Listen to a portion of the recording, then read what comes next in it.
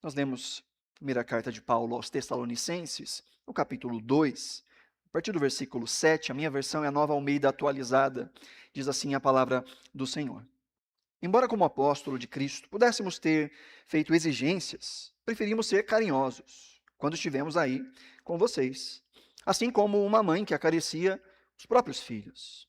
Assim, com muito afeto, estávamos prontos a lhes oferecer não somente o evangelho de Deus, mas até mesmo a própria vida, porque vocês se tornaram muito amados por nós. Pois vocês, com certeza, se lembram, irmãos, do nosso esforço e fadiga e de como trabalhamos, ou trabalhando de dia e de noite, para não vivermos à custa de nenhum de vocês. Proclamamos a vocês o Evangelho de Deus. Vocês e Deus são testemunha de como nos portamos de maneira piedosa, justa e irrepreensível em relação a vocês, os que creem. E vocês sabem muito bem que tratamos cada um de vocês como um pai trata os seus filhos, exortando, consolando e admoestando vocês a viverem de uma maneira digna de Deus, que os chama para o seu reino e a sua glória. Essa é a palavra do Senhor. Que o Senhor nos abençoe mediante a exposição da sua palavra, em nome de Jesus. Amém? Amém.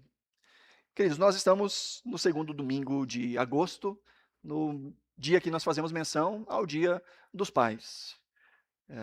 Uma vez eu vi alguém perguntando, né, o que é o Dia dos Pais? E a pessoa respondeu assim, é igual o Dia das Mães, mas a gente gasta bem menos. Né? E não é brincadeira isso não, é verdade, tá? Em ordem de escala, de investimento em presentes, primeiro vem o Natal. O Natal é líder em gasto com presentes. Em segundo lugar, Dia das Mães. Em terceiro, Dia dos Namorados. Em quarto, Dia das Crianças. E em quinto, Dia dos Pais. Né? Acho que fizeram isso só como prêmio de consolação para os pais. Mas pensar em dias como esse, na nossa comunidade de fé, eu gosto de aproveitar momentos sociais assim, para que a gente possa pensar um pouco e ter alguma instrução da parte do Senhor, também aplicada a esses dias. E pensar em Dia dos Pais é, para alguns, motivo de grande celebração, para outros é motivo de grande saudade. Alguns pais já não estão mais entre nós. Para alguns é também uma data muito difícil. Há homens que gostariam de ser pais e não podem ser pais por impossibilidades fisiológicas, e seu coração anseia a paternidade. Há também momentos em que pessoas, ao ouvir essa expressão pai, trazem sobre si memórias que não são muito confortáveis, que não são muito alegres. Porque há quem tenha tido pai presente e amoroso, mas há quem tenha tido pai presente e emocionalmente distante. Há quem tenha tido péssimas experiências com o seu pai humano. E há quem cresceu sem presença paterna. Há quem cresceu sem um pai em casa. Os dados mais recentes, levantamentos mais recentes, há um levantamento do censo de 2022, que diz que hoje quase 8 milhões de mulheres com filhos não têm a presença de um pai dentro de casa. É quase 14% da população brasileira em que as mulheres criam seus filhos sem a presença de um pai. De 2016 a 2024, há um registro de mais de 1.200.000 crianças, apenas com o registro da mãe, sem o nome do pai. Isso sem contar aqueles que têm nos seus registros o nome do pai, mas não a presença do pai. Então a gente entende que há um distanciamento daquilo que deveria ser a própria responsabilidade masculina, que reflete em índices sociais também. É comprovado que há uma melhora no desenvolvimento emocional, até mesmo na redução de criminalidade, de abandono, evasão escolar, quando há uma presença de um pai amoroso e que cuida bem dos seus filhos. Isso para que nós possamos dizer que não é que a ausência de um pai determina o futuro de alguém, mas com toda certeza o envolvimento de um pai amoroso importa, faz toda a diferença, inclusive na fé. Não sei quem me acompanha no Instagram, eu repostei essa semana um carrossel que falava exatamente sobre isso, da presença dos filhos na igreja quando um pai é presente na igreja, quando um pai é crente. O índice de abandono da fé em fase adulta é muito menor quando há a presença de um pai que forma a sua casa aos pés do Senhor e dá o exemplo aos seus filhos. Na verdade, a família, queridos, é um lugar onde o próprio Deus manifesta o seu caráter.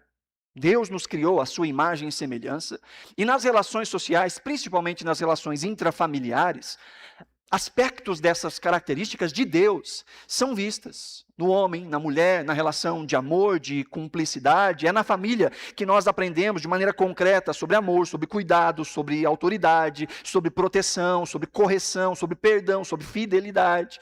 Este deveria ser o ambiente onde estes conceitos se encarnassem e fossem vistos. Não é à toa que quando Deus vai nos instruir no meio dos seus mandamentos sobre a autoridade e hierarquia, aquilo que Deus diz é: honra o teu pai e tua mãe. A primeira figura de autoridade, de honra que nós conhecemos é dentro de casa. E a partir disso, ela se reflete na sociedade. Não é à toa que com esse distanciamento familiar, as escolas estão complicadas. Professores que já não são mais respeitados pelos alunos. Cidadãos que já não respeitam mais a polícia, as pessoas que estão em posição de autoridade, e assim em tantas áreas da vida. Porque dentro de casa já começa essa ruptura. Então a família é um desses lugares onde algumas dimensões do caráter de Deus deveriam se tornar vistos. E quando a paternidade ela é distorcida, como eu disse, para alguns falar de pai é doloroso. E quando nós dizemos, Deus é um pai, para algumas pessoas isso torna a figura de Deus temerosa, difícil de lidar. O coração não encontra muita boa vontade ao falar nesse sentido. Mas é importante pensar que quando a Bíblia exterioriza e mostra essas características, não é para que nós comparemos a Deus com as nossas representações ou experiências com pai, com mãe, seja lá o que for. Não é isso. É para que nós entendamos que a paternidade humana precisa refletir a paternidade divina. É Deus quem dita, quem ordena, quem coordena os nossos esforços humanos. Não são as nossas más experiências humanas que devem ser projetadas em Deus, mas o caráter de Deus que precisa ser projetado nas nossas relações e nas nossas ações humanas. O que nós estamos vendo neste texto que nós acabamos de ler é o apóstolo Paulo usando estes termos para falar a respeito de discipulado, para falar a respeito de influência positiva na vida de alguém. O texto que nós lemos aqui de 1 Tessalonicenses capítulo 2, Paulo se compara com uma mãe. Vocês viram isso? Ele diz, carinhosa, assim como uma mãe. Mas mais à frente, aí no versículo 11 em diante, ele se compara, verso 10 em diante, ele diz que se compara a um pai, como um pai que trata os seus filhos. É dentro dessa visão de proximidade, de familiaridade, que Paulo agora então vai apontar para o seu próprio trabalho ministerial, o que também é para nós uma base importante para a nossa vida como cristãos. A vida que aponta para Deus é uma vida, como Paulo está dizendo, que pode ser vista, que pode ser sentida e que tem como alvo principal conduzir outras pessoas a Cristo. É isso que Paulo vai tratar ao longo de todos estes versículos, que a vida de um cristão pode ser vista, pode ser sentida, e o seu alvo final é levar outras pessoas a Cristo. Isso serve para pais em relação aos seus filhos, isso serve para pais e mães espirituais em relação aos seus discípulos, isso serve para as nossas áreas de influência dentro de casa, um crente que está com um não crente e que influencia também e que aponta de alguma forma para Cristo e traz para Cristo por meio dos seus exemplos e da sua vida. Tudo isso tem a ver com o texto que nós vamos meditar nessa noite. Então, embora eu vá tratar aqui e ali sobre pais, essa não é uma mensagem apenas para pais, é para todos nós. O verso 9, como nós lemos, diz: pois vocês sabem, com certeza, se lembram, irmãos, do nosso esforço, fadiga, e de como, trabalhando de noite e de dia, para não vivermos às custas de nenhum de vocês, proclamamos a vocês o Evangelho de Deus. Vocês e Deus são testemunhas de como nos portamos de maneira piedosa, justa e irrepreensível em relação a vocês, os que creem. Paulo começa dizendo e falando do seu ministério, do seu trabalho, como alguém que não só pregou o evangelho, mas que viveu o evangelho. Alguém que diz que o seu ensino pode ser visto. Paulo não separa aquilo que se ensina, ou que se fala, daquilo que se vive. O evangelho que nós anunciamos precisa ser acompanhado por uma vida que torne esse evangelho plausível diante dos olhos daqueles que estão olhando para nós. A mensagem que carregamos não é só um discurso, não é só informação, ela precisa ser encarnada. Por isso Paulo usa este termo, vocês são testemunhas. E se você ler o capítulo 2 inteiro, vai ver que Paulo está falando sobre isso o tempo todo. Ele diz, vocês sabem. Se você olhar aí no capítulo 2, no verso 1, ele diz, irmãos, vocês sabem muito bem que a nossa chegada no meio de vocês, tarará, tarará. Lá no versículo 2 ele diz, pelo contrário, apesar de maltratados, insultados em Filipos, como vocês sabem, tivemos ousadia, confiança. Lá no versículo 5 ele diz, a verdade, como vocês sabem, é que nunca usamos linguagem de bajulação. Lá no versículo 9, que nós lemos, ele diz, pois vocês com certeza se lembram, irmãos. No verso 10 ele diz, vocês e Deus são testemunhas. E no verso 11 ele diz, e vocês sabem muito bem. Paulo está dizendo, olha, tudo que eu estou falando, eu não estou falando da boca para fora. Vocês sabem, vocês conhecem a nossa história, nós caminhamos com vocês. E a vida de um cristão, a vida de um pai, a vida de um discípulo de Jesus, a vida de um discipulador, é exatamente isso, é uma vida pública. É uma vida que é visivelmente encharcada da verdade do Evangelho. E ele fala do jeito também que essas coisas aconteceram, como é que ele se mostrou no meio deste povo a quem ele estava servindo, quando ele estava em Tessalônica. Ele vai dizer que ele, no versículo 10, que ele serviu de maneira piedosa, justa e irrepreensível. Olha, alguém que diz sobre si mesmo, olha, eu agi assim, assim, assim, tem que ter muita certeza que agiu desse jeito mesmo, né? Fala para as pessoas, vocês sabem o quanto eu fui piedoso diante de vocês. Piedade é a vida espiritual. Piedade é fazer as coisas para a glória de Deus. Piedade tem a ver com a nossa relação diante dos olhos de Deus. Cumprir as coisas com zelo diante da presença de Deus. Ele diz, vocês sabem que nós vivemos de maneira justa. E justiça tem a ver com o outro. É a vida diante das pessoas. Sem partidarismos, sem distinções, de maneira honesta, trata todo mundo igual, entende as diferenças que cada um tem e assume as suas necessidades, mas que não tem partidarismos. Paulo diz, nós fizemos isso entre vocês. E por último ele diz que também foi uma postura irrepreensível, ou seja, uma postura íntegra, sem falhas que justifiquem uma repreensão verdadeira. Sabe aquele negócio? Se for para falar mal, que seja mentira. Se for para falar mal, que seja insulto. Agora, quando fala mal e é verdade, aí é complicado. E vocês sabem muito bem que quando nós estivemos entre vocês, nós nos portamos assim.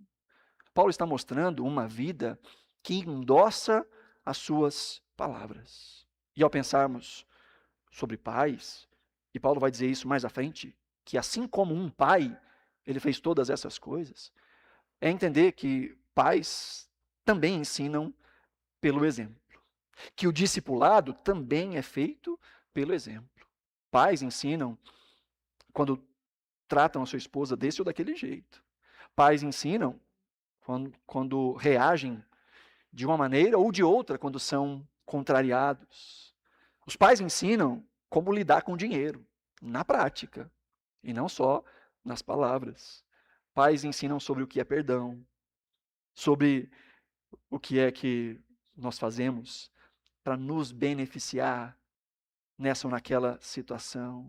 Pais ensinam, inclusive, em como falam sobre a igreja, sobre serviço, sobre se envolver. Eu estive há 2 semanas atrás, lá na igreja de Foz do Iguaçu, um tempo tão gostoso. E uma das coisas que eu falei a respeito dessa questão de legado é exatamente isso, de que muito mais do que dizer para os nossos filhos que eles devem permanecer diante do Senhor, envolvidos com a igreja, é quando nós mostramos na prática o amor a Deus e o amor à igreja do Senhor. Muitos são aqueles que, em idade de adolescência, mais adultos, principalmente em época de faculdade, fogem da igreja. E às vezes os pais perguntam, poxa, mas por quê? Por que isso aconteceu? Mas que, enquanto caminhavam, nem sempre deram os melhores exemplos de amor e de envolvimento com a comunidade. Falavam mal dos irmãos, falavam mal da igreja, falavam mal de ir ao culto, e não cultivaram, às vezes, no coração da família, o amor por Deus, pela comunidade e pelo serviço. Pais ensinam pelo exemplo. Pais ensinam pelo exemplo quando reagem diante de Deus, diante de respostas que não gostariam de ouvir de Deus. Tudo isso ensina. E isso vale para todos nós, queridos. Como eu disse, todos nós temos alguma área de influência. São os pais que influenciam os filhos, são os cristãos maduros que influenciam os novos convertidos, os mais jovens na fé. É muito triste quando alguém novo na fé se junta com alguém velho na fé e, ao invés de ser encorajado, é desencorajado. Ao invés de pegar o fogo daqueles que vieram antes, pega o desânimo. E ao invés de crescer, murcha. Ao invés de se alegrar, se amargam. Todos nós temos algum nível de influência sobre a vida de outros. Amigos influenciam amigos. Ou somos influenciados ou influenciamos. Como eu disse, familiares cristãos também podem influenciar familiares não cristãos. E a pergunta que fica é exatamente essa: o que as pessoas que convivem comigo aprendem sobre Deus observando a minha vida? O que é que as pessoas que me cercam, começando dentro de casa, aprendem sobre Deus, não no meu discurso, mas no jeito como eu conduzo a minha vida, os meus negócios, as minhas relações? Como é que isso funciona? Paulo está dizendo que o exemplo pode ser visto. E este é a primeira credencial do evangelho, antes mesmo dele abrir a boca. Mas não é só o exemplo faz parte. Ele diz no versículo 11, vocês sabem muito bem que tratamos cada um de vocês como um pai trata os seus filhos, exortando, consolando e admoestando vocês a viverem de uma maneira digna de Deus, que o chama para o seu reino e a sua glória. Paulo está dizendo o que ele fez ao falar. Agora sim ele está falando de discurso. Agora ele está falando de voz, de palavra. Ele usa aqui três adjetivos, né, ou três ações das suas palavras. Ele fala sobre exortar, sobre consolar e sobre admoestar. Mas antes ele diz que ele tratou assim a cada um, como um pai trata os filhos. A cada um. A ideia de entender que as pessoas têm as suas particularidades, têm as suas diferenças. Mas essas diferenças não podem significar acepção. E isso é muito ruim quando acontece em casa. Quando há um filho preferido em casa, e quando isso fica muito claro, nós temos alguns exemplos na Escritura que mostram que isso não funciona muito bem, né? Lembra de José, o queridinho do papai? Lembra? A briga que deu, porque havia um favoritismo demonstrado. Trata um de um jeito, trata outro de outro, é mais justo assim com esse, mas não é com aquele. Aí pergunta, qual dos seus filhos você ama mais? E a pessoa diz, nenhum pai ama mais um filho do que o outro. Você já sabe disso. Mas às vezes a prática demonstra o contrário. Quando há favoritismo. Esse aqui, Paulo está puxando lá. Tratei todos com justiça. Isso começando em casa, mas funciona em todas as nossas relações. Em como tratamos as pessoas.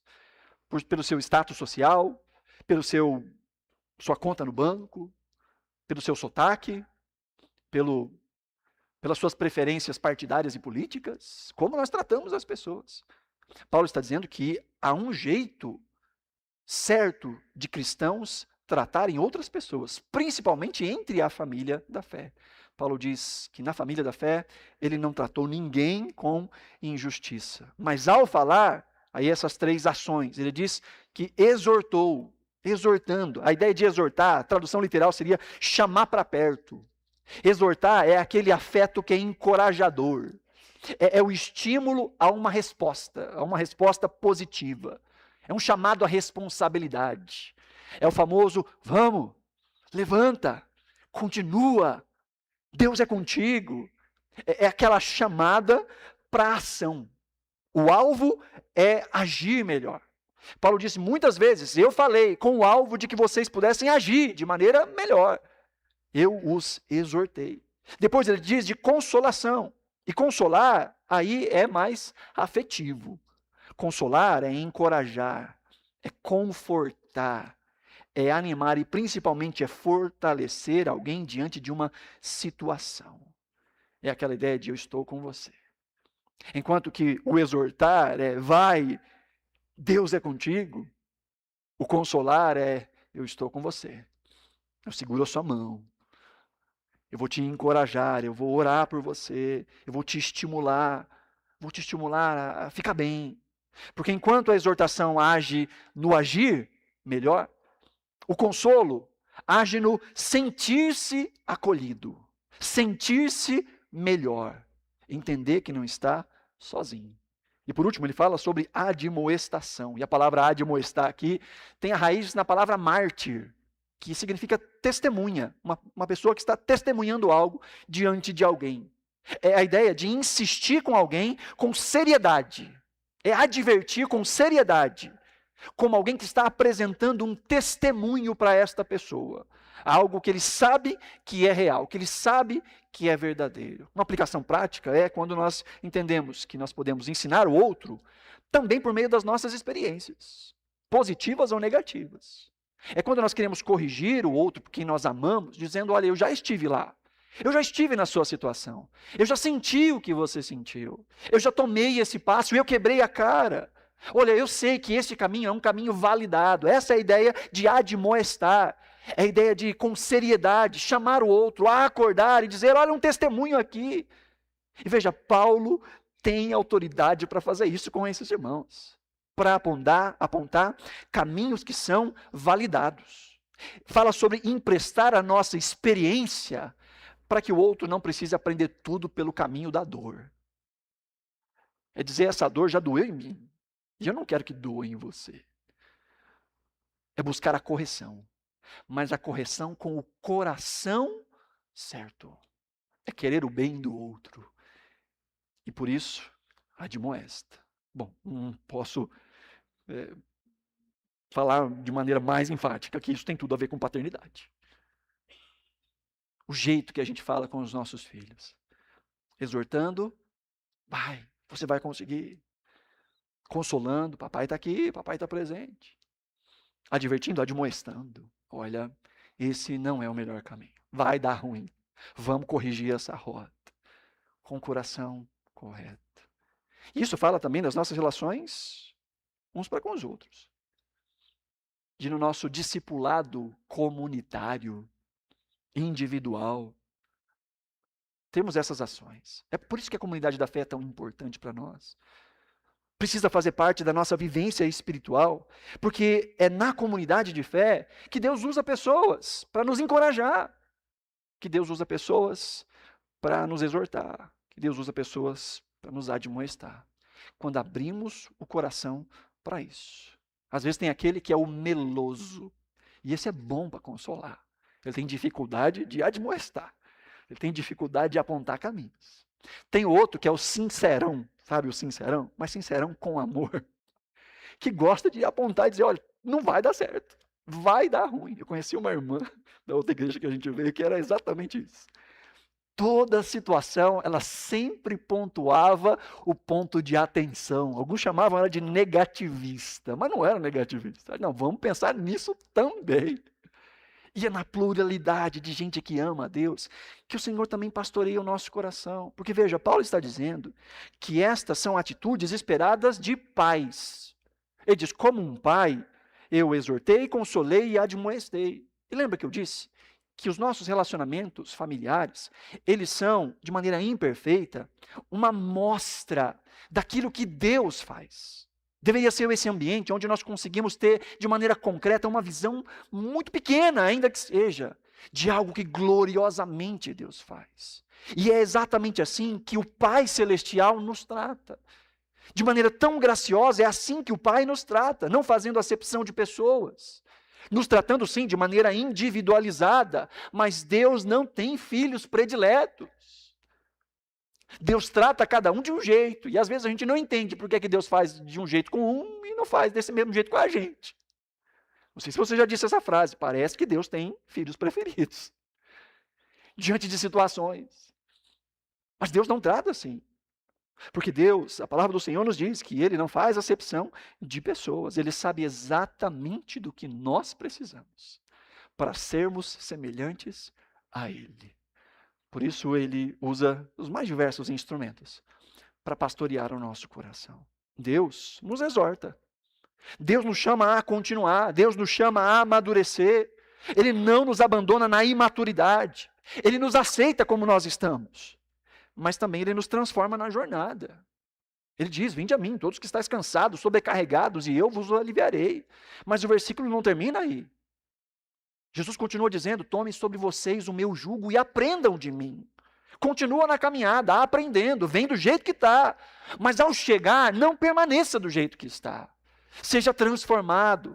Jesus se assentou em várias mesas, e era criticado exatamente por isso. Por se assentar nas mesas onde outros não se assentariam. Mas é importante perguntar, quando Jesus se levantava da mesa, era ele que tinha se tornado mais parecido com aqueles, ou eles que de alguma forma foram influenciados pela presença de Jesus? Jesus se assentou à mesa de muitos pecadores, desafiou muitos fariseus, muitos orgulhosos, desafiou muita gente que a sociedade nem chega perto. Mas essas pessoas no encontro com Jesus eram transformadas. Jesus permanecia Jesus. E essas pessoas passavam a se parecer mais com Jesus. O Senhor nos chama à maturidade. O Senhor nos desafia à maturidade. Mas não só isso, Ele também nos consola. Jesus disse, eu estou com vocês todos os dias, até a consumação dos séculos. O salmista, no Salmo 139, vai dizer, se eu fizer minha casa no abismo, ou for nas extremidades do ar, ali o Senhor vai estar, em todo lugar. Lá está o Senhor. Para onde fugiria eu da tua presença? Deus está conosco em todo o tempo. Ele nos consola. Ele se põe ao nosso lado. Ele não é indiferente à nossa dor. Ele é o Deus de toda a consolação. O Espírito Santo é chamado de Paráclitos, aquele que está ao lado, aquele que é o advogado, aquele que é o amigo, aquele que é o conselheiro, aquele que é o consolador. Deus nos consola. Não só isso, mas Deus também nos admoesta, nos corrige. Por vezes, em amor, nos disciplina. Porque a correção de Deus é expressão do seu amor paternal. Sabe, às vezes as coisas acontecem na nossa vida, a gente não consegue explicar muito bem. Fala, poxa, como é que Deus me ama e essa coisa ruim está acontecendo comigo? E também tem coisas que não cabem na minha matemática mental. Mas uma coisa nós precisamos saber, Deus é bom. E todas as coisas Ele usa para o nosso bem, diz a palavra de Deus. Sabe que muitas vezes há males em nossas vidas que nós só vamos ver lá na frente. Que de alguma forma o Senhor usou exatamente isso, para purificar o nosso caráter e o nosso coração, para que nós o amássemos mais e para que nós servíssemos melhor. Sabe que há coisas que nós chamamos de mal, porque nós não temos a visão da eternidade. Se eu disser para você, olha, cortar alguém é bom ou é mal? Aí você fala, depende. Um médico, um cirurgião que corta a barriga de uma pessoa para poder tirar um apêndice que está quase estourando, embora aquela situação toda seja ruim, positivamente ruim, ela é para o bem. É uma situação ruim. É ruim ficar doente, é ruim ficar internado, é ruim tomar anestesia, é ruim cortar a barriga, é ruim recuperação, mas todo esse processo ruim tem um motivo bom, a cura, a transformação. E às vezes a gente olha para a nossa vida e a gente só enxerga a parte ruim e diz, Deus é mau. Porque esse ruim está acontecendo na minha vida. E se esse ruim está acontecendo é porque Deus é mau.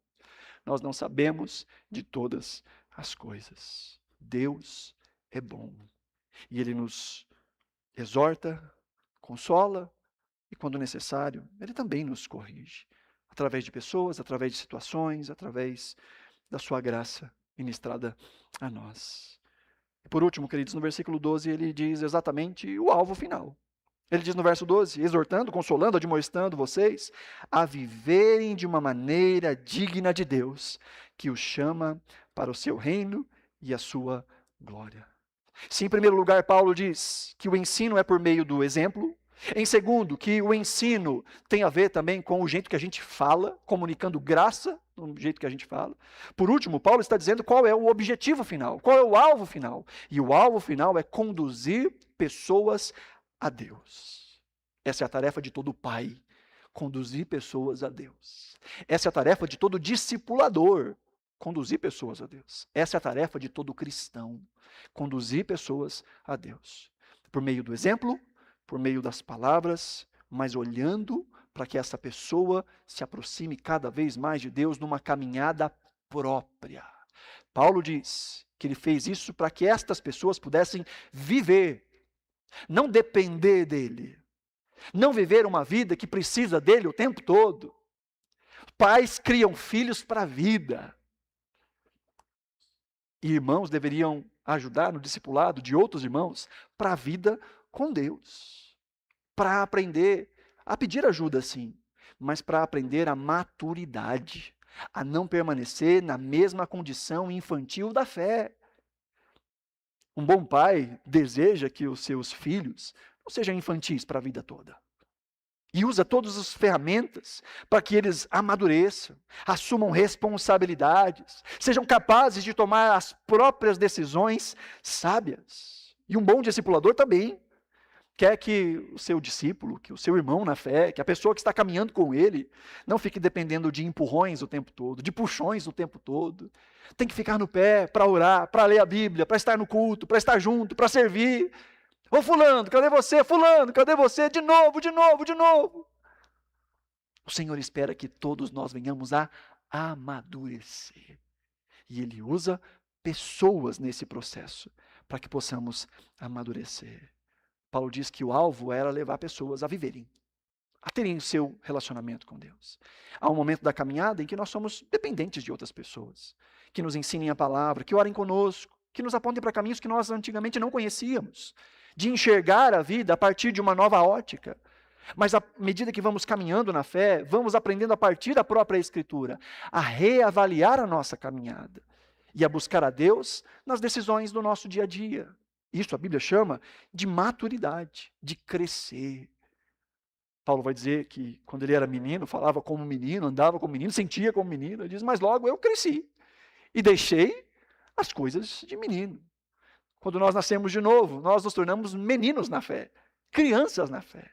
E é natural que certas coisas aconteçam, tropeços aconteçam, mas é esperado. E Deus usa meios para que isso aconteça, que venhamos a amadurecer, a crescer e a ajudar, a ensinar, a servir. Todo pai gosta de dar comidinha na boca do filhinho pequeno.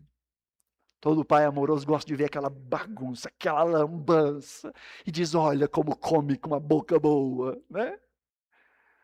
Mas com o passar do tempo espera que a sujeira fique cada vez menor.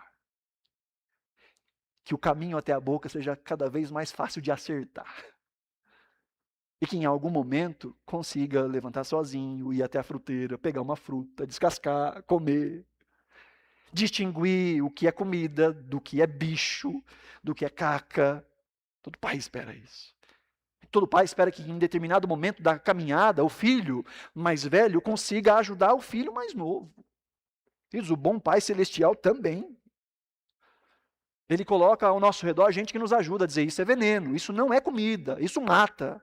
Isso aqui é comida, vai por aqui.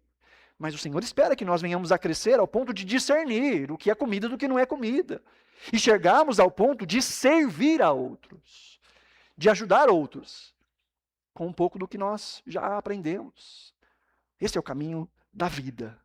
E esse é o caminho da vida espiritual. Chega um ponto da caminhada que nós paramos de aprender se não ensinar. Chega um ponto da caminhada que nós paramos de crescer se não servimos. O Senhor nos ensina o caminho da entrega. E é só na prática que se aprende o caminho da entrega. Paulo diz que esse é o coração de um pai. E Deus faz isso como pai, apontando para nós, para que tenhamos uma vida cada vez mais abençoada de quem ouve as palavras dele. E a gente não vai ficar precisando que alguém nos diga o tempo todo, faz isso, faz aquilo outro. E posso dizer, a gente nem vai precisar ficar, em alguns momentos, orando tanto, dizendo, Senhor, será que eu faço isso? Será que eu faço aquilo? Porque nós já aprendemos tanto sobre a mente de Deus, que a gente olha para a situação e fala assim, não vou nem orar por isso. Eu sei que esse não é o caminho. Eu conheço o caráter de Deus. Eu conheço a palavra de Deus. Eu nem vou perguntar se é para passar por essa porta, porque eu sei que não. Porque nós vamos crescendo, amando a Deus e desenvolvendo a maturidade. Paulo está nos ensinando que não é só sobre saber, é sobre viver.